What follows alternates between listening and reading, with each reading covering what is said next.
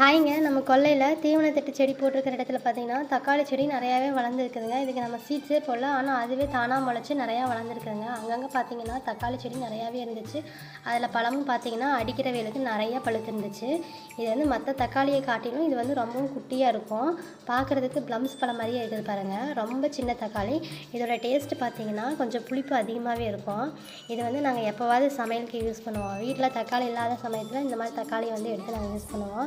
மற்ற தக்காளி மாதிரி இதை வந்து யூஸ் பண்ண முடியாது. ஏன்னா இதில் சீட்ஸ் பார்த்திங்கன்னா சமைக்கும்போது அதிகமாக வேகாது. எவ்வளோ தான் வேக வச்சாலும் இதில் இருக்கிற விதை வந்து வேகாது. அதனால் இதை வந்து ரசத்துக்கு வந்து மேக்ஸிமம் யூஸ் பண்ணுவோம். இந்த தக்காளி நல்லா வந்து தண்ணியில் நல்லா கரைச்சி அதை வந்து வடிகட்டி எடுத்து தக்காளி சாறை மட்டும் எடுத்து நம்ம ரசம் மாதிரி வச்சு செய்வோம். இதில் இருக்கிற விதை பாருங்கள், குட்டி குட்டியாக இருக்குது இல்லையா? இந்த விதை வந்து நம்ம வேக வச்சா கூட வேகிறதில்ல. அதனாலேயே இந்த சின்ன தக்காளிலாம் பார்த்திங்கன்னா சந்தையில் மேக்ஸிமம் வந்து விலை போகாதுங்க. வீட்டு யூஸ்க்கு வந்து என்னைக்காவது ஒரு நாள் எடுத்து நம்ம யூஸ் பண்ணிக்கலாம்.